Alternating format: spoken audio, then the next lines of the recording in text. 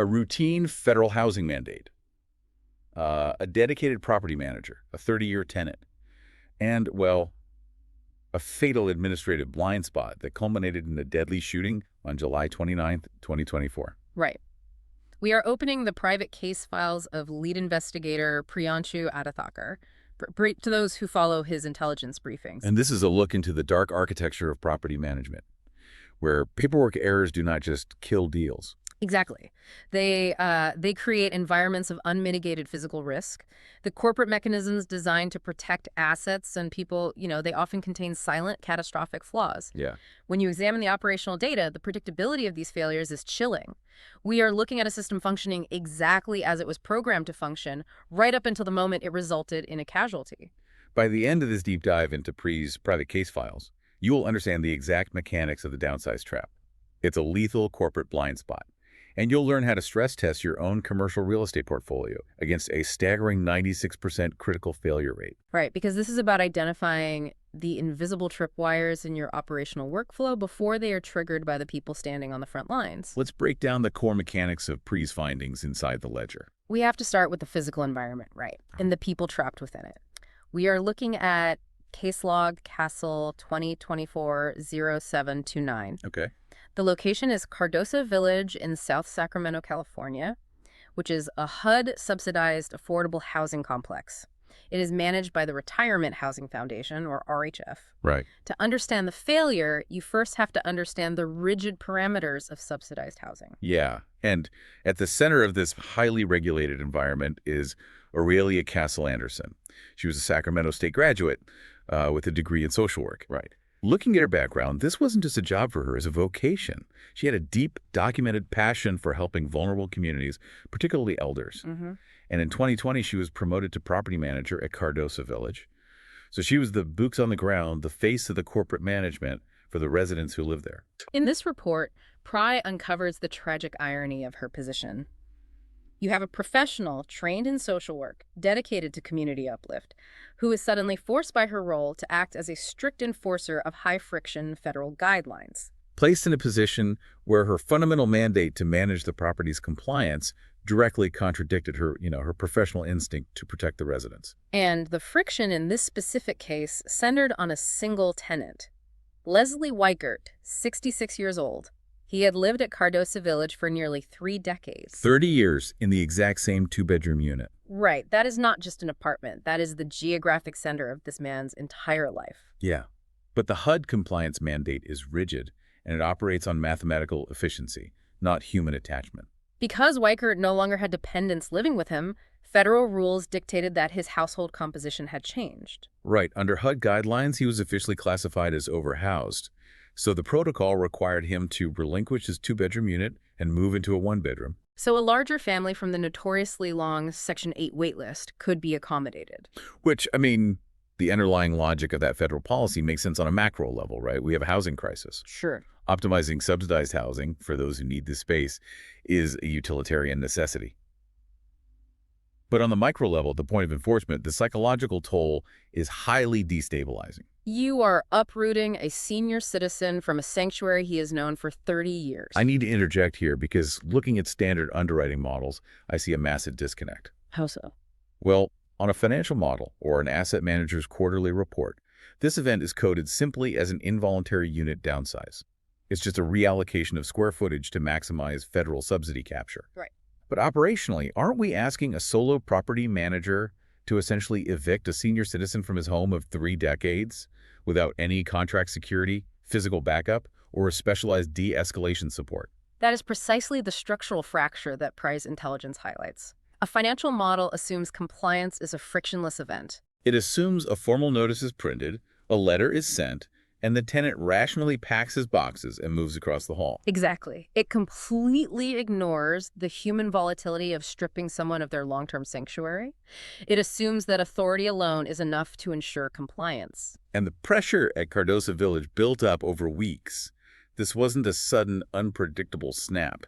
It was a slow, grinding escalation of hostility over the relocation mandate. Pry's investigation into the ledger shows that Weichert, a man who had absolutely no prior criminal record in his entire 66 years, reached a catastrophic flashpoint. The dispute over the unit sizing ended in the fatal shooting of Aurelia Castle Anderson outside the property on a Monday morning. The outcome was devastating, and it rippled outward immediately. Weichert fled the property right after the gunshots. A regional manhunt was launched by the Sacramento County Sheriff's deputies, which ended in his apprehension. He was formally charged with homicide and faced his initial court appearance in August 2024. I mean, the grim reality is this. A 30-year resident with a clean record became a homicide suspect, and a dedicated social worker lost her life over a paperwork reclassification. But here's where his investigation takes a completely unexpected turn. Those warnings were sent, but they vanished into a systemic void. Moving on to our next major pillar, how Priya systematically navigated these operational hurdles. The aftermath of the shooting revealed an administrative breakdown that is, frankly, difficult to process when you look at the raw data. There were clear, documented signals of escalating danger. This was not a crime that occurred in a vacuum. No, another resident at Cardosa Village had actively recognized the physical threat Weichert posed as the eviction pressure mounted. And this concerned resident actually took action. They didn't just observe, they intervened. They emailed corporate management specifically on Castle Anderson's behalf. Detailing the escalating hostility. Right. They laid out the safety fears. They were actively begging for corporate intervention to protect the property manager. The warning messages were routed to a designated corporate executive inbox at RHF. From a standard compliance and auditing standpoint, the resident followed the exact protocol designed by the corporation. They saw a threat, they reported it to the established channel, and they hit send. Exactly. Wait, I have to push back here. In a modern corporate environment, how does an inbox just die? If an email address is no longer in use, aren't there automated bounce backs? You would assume so. I mean, how does IT or human resources not catch an unmonitored executive alias for weeks or even months? That is the exact blind spot. It was in a deleted inbox. It was a dormant endpoint.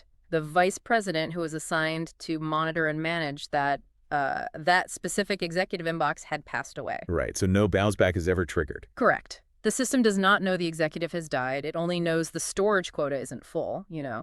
The HR and IT offboarding process missed the specific alias rerouting for this safety channel. So the corporate system just hummed along, operating under the assumption that the safety net was fully functional. Yeah.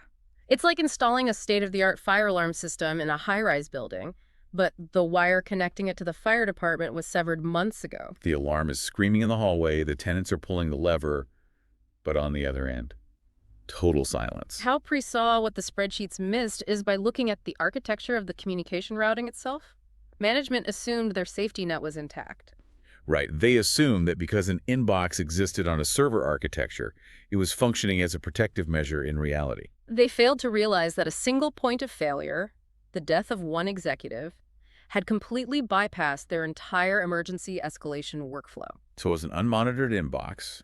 The emails sat there accumulating, completely unread, zero safety warnings ever reached active, living management. The people who actually had the authority to intervene, to deploy contract security, or to temporarily pause the HUD eviction process until tempers cooled, had no idea the threat existed because the vital data was trapped in a dead letter void. If we connect this to the bigger picture of institutional investment, this is a terrifying vulnerability.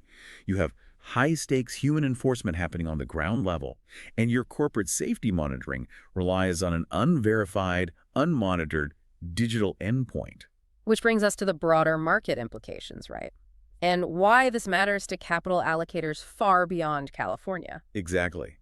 What Pri is reporting from the ground in central Ohio is that these administrative vulnerabilities, these dead letter anomalies, are not isolated incidents localized to Sacramento. Right. Pri tracks macro shifts and micro-market nuances across central Ohio and the wider Midwest.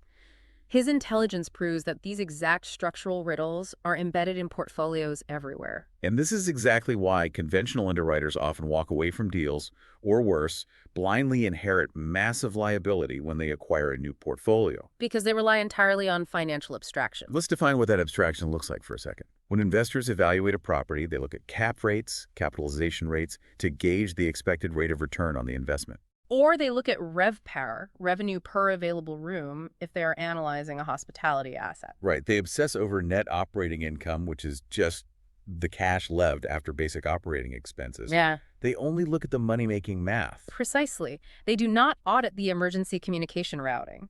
They do not ask who is actively monitoring the alias inbox when a tenant dispute inevitably escalates. They assume corporate infrastructure is a constant, stable variable. But Pry operates with a highly specific dual authority, which is why his case files read differently than a standard underwriter's report. He is an institutional commercial real estate investment advisor, but he is also a boots-on-the-ground realtor. That means he understands the high-level capital allocation and the boardroom strategy, but he also knows exactly what it feels like to stand in a dimly lit hallway and deliver life-altering bad news to a tenant. He bridges the gap between the boardroom abstraction and the property line reality. That dual perspective is what allows him to construct the exposure models found in his files. He doesn't just look at what a property earns, he looks at how a property breaks. Let's examine the HUD compliance dispute exposure simulator that Pre developed. As Pre points out in this week's perspective, affordable housing managers are routinely tasked with enforcing high-friction regulations, lease terminations, aggressive income audits, involuntary downsizing. And they're almost always doing it completely solo. Let's walk through the specific variables Pre inputted into this simulator based on the Cardoso Village incident, because this is where the math becomes incredibly revealing. It is not just about adding risk, it is about how these variables multiply each other. Variable 1 is the enforcement mandate. In this case, an involuntary unit downsize and reallocation. This establishes the baseline friction. The simulator assigns a baseline risk to that mandate because you are threatening a resident's shelter. Then Pre inputs variable 2, the on-site escort protocol. Here we have a solo property manager. There is no contract security present. There is no law enforcement escort. So now the simulator multiplies the risk. You take the high-friction mandate of a forced eviction, and you multiply it by the physical isolation of a solo property manager. The vulnerability is compounding. And then we reach the critical third variable, the corporate inbox protocol.